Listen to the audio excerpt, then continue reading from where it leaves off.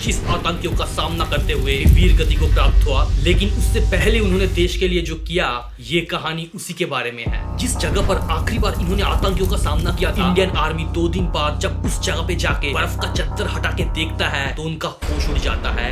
ये कहानी शुरू हुआ था उससे भी 4 साल पहले। नॉर्थ कश्मीर का एक शख्स था जिसका सगा भाई इंडियन आर्मी के एक ऑपरेशन के चलते अपना जान गंवा दिया था, और उसी का बदला इंडियन आर्मी पे निकालने के लिए उसका छोटा भाई इफ्तिकार भट्ट हिजबुल मुजाहिदीन को जाके ज्वाइन कर लेता है। एक पर्टिकुलर आर्मी चेक पोस्ट का पूरा मैप, ड्राइंग समेत सारी डिटेल्स हिजबुल मुजाहिदीन के लीडर्स के सामने रख देता है, और उसी चेक पोस्ट से होते हुए एक आर्मी का कॉन्वॉय जाने वाली थी जिसमें अटैक करने का एक प्रॉपर प्लान बनाता है ये लोग। हमले का दिन तय हुआ 2 हफ्ते बाद, और टारगेट था ज्यादा से ज्यादा सोल्जर्स को मार गिराना, और इस पूरे प्लान को अंजाम देने वाला था इफ्तिकार भट्ट खुद। लेकिन एक ट्विस्ट यहाँ पे आता है। पाकिस्तान से 2 और बड़े हिजबुल मुजाहिदीन के आतंकियों को बुलाया गया, अबू तुरारा और अबू सब्जार। हमले के ठीक 1 दिन पहले की बात है, शाम का वक्त था। इफ्तिकार कावा का 3 प्याला लेके रूम में घुसते ही ये दोनों इफ्तिकार को सवाल जवाब करने लग गए। ऐसे में अबू तुरारा कावा का प्याला हाथ में उठाते ही इतने में ही इफ्तिकार अपने शॉल के अंदर से एक 9mm का पिस्तौल निकाल के दोनों के छाती में गोली उतार देता है। फिर इफ्तिकार वहाँ रखे 3 प्याले में से अपना प्याला उठा के घुट लगाया और कॉल लगाया इंडियन हेडक्वार्टर पे। Mission is successful captain Mohit Sharma.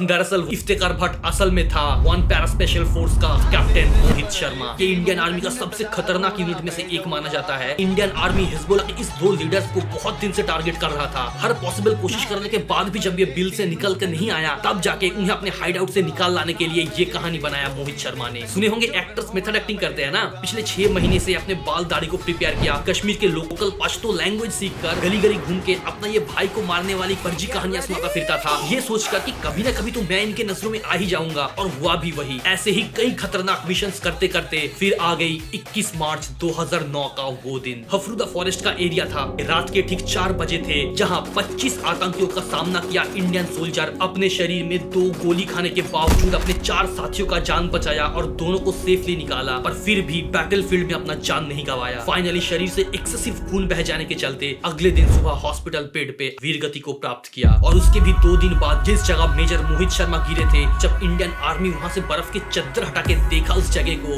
उसके आसपास 12 डेड बॉडीज मिले आतंकियों का, जो 12 के 12 चीख चीख कर उनकी वीर कथाएं सुना रही थी। इनके लाइफ के बारे में अगर आपको पूरी जानकारी का इंटरेस्ट है ना, India's most fearless 2 by Shiv Aroor, इसको एक बार जरूर पढ़ना। जय हिंद, जय भारत।